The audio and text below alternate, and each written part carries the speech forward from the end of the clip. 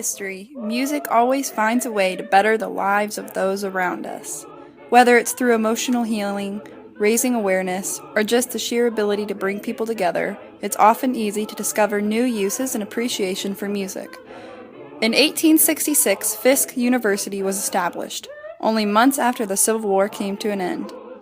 With a goal to educate former slaves, Fisk University thrived on donations for the first 5 years. As donations began to diminish, income was needed to keep the school thriving. What better way than through music? The Fisk Jubilee Singers were originally a 9-member choral group organized by George L. White. The group was brought together in order to save their school, Fisk University, located in Nashville, Tennessee. Their goal was to raise funds for Fisk, a young university suffering from financial hardships. In order to raise money, these performers toured and performed in many locations.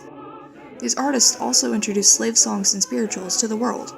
During this time, it was unusual to see black singers who weren't performing in minstrel fashion. However, audiences eventually grew to praise and appreciate the talented young men and women, and money was successfully earned to send back to Fisk. The singers started out in Nashville around 1870. They practiced and sung on campus before setting out to sing off campus on October 6, 1871. They first started singing in small towns, one of their early concerts being in Cincinnati. They raised $50 from this concert, but then very generously donated it to the victims of the Chicago fire. This donation led to a severe lack of funds for the Fisk Jubilee Singers. It was at this point that the group considered giving up on their tour.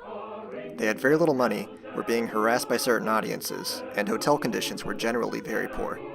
Despite this, they persevered and eventually succeeded in earning a wealth of funds for Fisk University.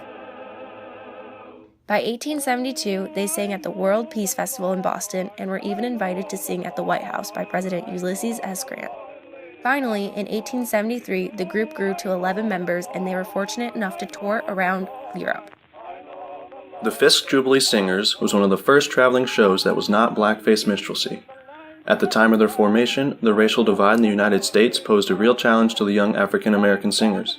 Initially, their shows were met with criticism, surprise, and occasional hostility from the mostly white crowds. However, the shows eventually gained critical praise and standing ovations from audiences. The Fisk Jubilee Singers are a prime example of music being used as a way to break the barriers that divided the nation.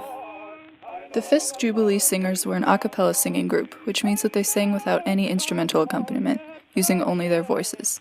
The group was made up of 2 quartets, so their arrangements featured 4 vocal parts. Their repertoire was made up almost exclusively of traditional slave spirituals, influenced by field hollers and work songs, which were themselves a product of West African musical traditions. They were described as simple, unpretending songs, a sharp contrast to the liveliness of the blackface minstrelsy shows that had been popular. The lyrics describe the oppression, hardship, and agony suffered by these students and their families, and often expressed a desire to escape, as in this example.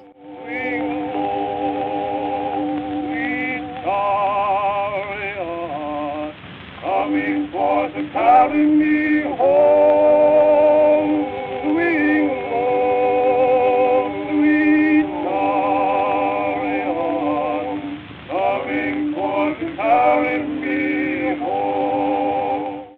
Their performances were the first public introduction to this type of music, which had previously only been sung in private.